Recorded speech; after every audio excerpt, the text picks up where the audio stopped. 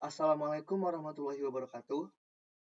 Perkenalkan, nama saya Mahardi Ghazal Pangestu dengan NIM F1S1240035.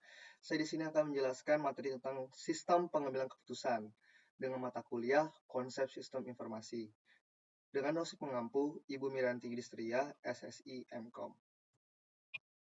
Sistem pengambilan keputusan atau SPK atau bahasa Inggrisnya Decision Support System atau DSS.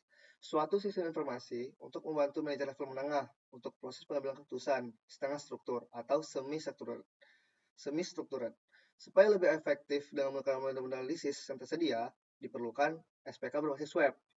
SPK berbasis web sendiri adalah SPK yang mengakses basis data perusahaan dengan menggunakan model-model analisis yang dibutuhkan.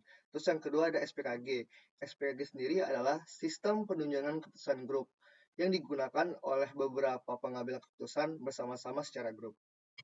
Terus ada tujuan sistem penunjangan keputusan. Yang pertama, ada membantu manajer mengambil keputusan setengah atau semi-struktured yang dihadapi oleh manajer level menengah. Yang kedua, membantu atau mendukung manajemen pengambilan keputusan, bukan menggantikannya. Yang ketiga, meningkatkan efektivitas pengambilan keputusan manajemen, bukan untuk meningkatkan efisiensi. Terus ada komponen penunjang keputusan. Sistem keputusan atau SPK mempunyai 3 komponen utama. Yang pertama ada dialog manajemen, yang kedua ada model manajemen, yang ketiga ada data manajemen. Nah, di sini ada perbedaan sistem penunjangan keputusan dan SIM. Sistem penunjangan keputusan atau SPK, yang pertama ya, didukung keputusan oleh problem khusus, mendukung tahapan pengambilan keputusan atau intelijensi, design, choice, dan implementation menurut Herbert Simon. Terus sistem informasi manajemen atau SIM, itu dukungan keputusannya ada di problem umum, di perusahaan, terus ada mendukung tahapan pengambilan keputusan intelijensi, dan implementation menurut Herbert Simon. Terus dukungan informasi dari SPK sendiri ada periode informasi tertentu, lingkup informasi sempit pada permasalahan spesifik. Terus yang kedua dari SIM sendiri, dukungan informasinya yang pertama ada informasi periodik, terus yang kedua ada lingkup informasi lebih luas pada permasalahan organisasi. Terus yang kedua ada perbedaan penunjangan dengan sistem pakar. Kalau SPK sendiri menggunakan database atau basis data. Terus yang kedua, basis data pada pemodelan. Nah, kalau sistem pakar sendiri itu menggunakan knowledge base, terus berbasis pada konsultasi. Nah, tipe-tipe dari SPK sendiri, SPK dibedakan menjadi dua tipe, Dar and Stein pada tahun 1997. Yang pertama ada SPK berbasis model atau model driven DDS, terus yang kedua ada SPK berbasis pada data atau data driven DSS. SPK lama tahun 1980-an hanya berbasis pada model atau model driven DSS dengan menggunakan data secukupnya.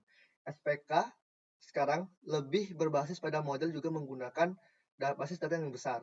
Misalnya menggunakan data warehouse.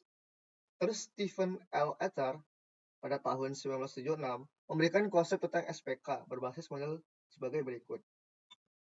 Nah, tipe DDS menurut Stephen L. Ether pada tahun 1976, yang pertama, ada model driven DSS menggunakan model tetapi dengan data secukupnya, sedangkan data driven DSS lebih mengandalkan data yang lebih besar. Terus yang kedua, SPK data driven DSS akan mengizinkan pemakai sistem untuk mengambil informasi dari data yang jumlahnya sangat besar, online analytic processing atau OLAP. Dan data mining dapat digunakan untuk analisis data yang lebih besar. Terus yang ketiga, online analytical processing atau OLAP merupakan sistem informasi fungsional yang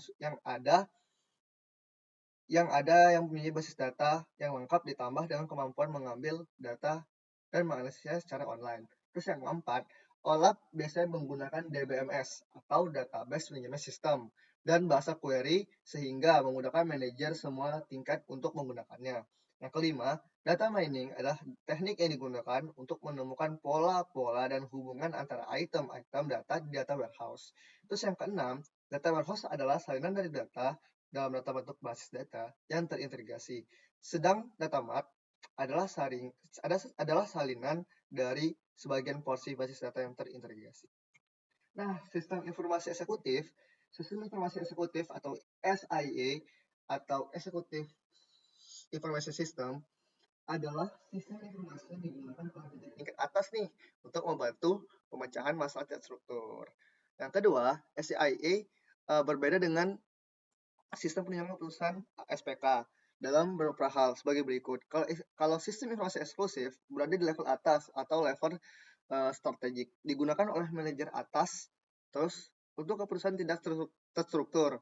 Terus permasalahannya itu perencanaan dan perumusan. Terus kalau SPK sendiri berada di level menengah atau taktis, lebih digunakan oleh manajer menengah untuk keputusan semi struktur atau semi struktural. Nah, karakteristik dari ini sendiri, yang pertama, dirancang untuk eksekutif puncak. Yang kedua, menggunakan data-data internal dan eksternal. Yang ketiga, pemecahan di terstruktur. Yang keempat, untuk membantu perencanaan dan perumusan strategik atau tingkat atas. Digunakan secara online oleh eksekutif. Karena dia menggunakan DBMS atau Database Management System. Yang keenam, mempunyai kemampuan untuk mengambil dan menyaring data. Yang ketujuh, mempunyai kemampuan untuk mengambil dan mengenali data sampai data terkecil atau drill down. Yang kedelapan, harus menggunakan teks, grafik, dan tabel yang mudah dicerna. Jadi itulah presentasi dari materi yang saya berikan. Berikutnya saya akan menjelaskan apa yang ingin saya pelajari berikutnya. Jadi, yang ingin saya pelajari berikutnya yaitu saya ingin lebih fokus tentang data dan cara menggunakan database seperti di database eksekutif agar saya dapat paham bagaimana cara bekerjanya DBMS. Sekian, terima kasih.